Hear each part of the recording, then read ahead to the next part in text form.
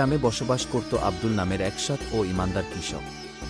তার নিজের জমি খুব বেশি ছিল না, কিন্তু পরিশ্রম করে সে যা ফলাত তাতেই তার সংসার চলত। সে 5 ওয়াক্ত নামাজ পড়ত, কারো সাথে কখনো ধোঁকা দিত না এবং সব সময় সত্য কথা বলত। গ্রামের সবাই তাকে শ্রদ্ধা করত তার সততা ও ঈমানের জন্য। একদিন আব্দুল তার জমিতে হাল চাষ করছিল। হঠাৎ করেই তার লাঙলের ফলার নিচে কিছু একটা ঠেকল। খুঁড়ে দেখল মাটির নিচে একটি প্রাচীন মাটির হাড়ি, আর তার ভেতরে অনেক স্বর্ণমুদ্রা।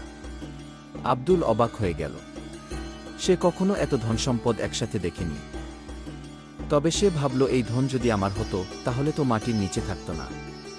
নিশ্চয়ই এটা অন্য কারোর হারিয়ে গেছে। তারপর সে হাড়ি নিয়ে গেল গ্রামের মডুল সাহেবের কাছে। মডুল সাহেব বিস্মিত হয়ে বললেন, আব্দুল, তুমি এটা নিয়ে নিজের জন্য রেখে দিতে পারতে। কেউ জানত না। তুমি এত সৎ কেন? আব্দুল মুচকি হেসে বলল, আল্লাহ সব দেখেন।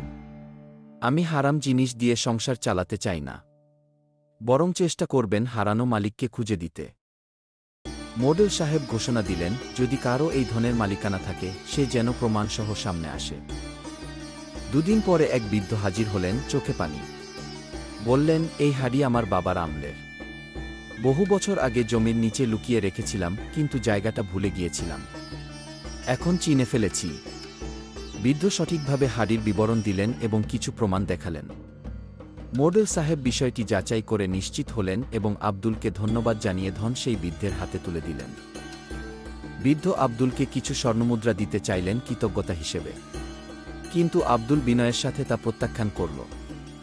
বলল, আমি যা করেছি তা আল্লাহর সন্তুষ্টির জন্য, আমি এর বিনিময়ে কিছু চাই না।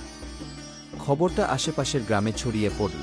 এক ধনী জমিদার আব্দুলের সততা দেখে তাকে নিজের বিশাল জমি দেখাশোনা করার দায়িত্ব দিলেন। আব্দুল সেই জমিতে আন্তরিকভাবে কাজ করল এবং কিছু বছরের মধ্যেই সফল কৃষক ও সম্মানিত ব্যক্তি হয়ে উঠল।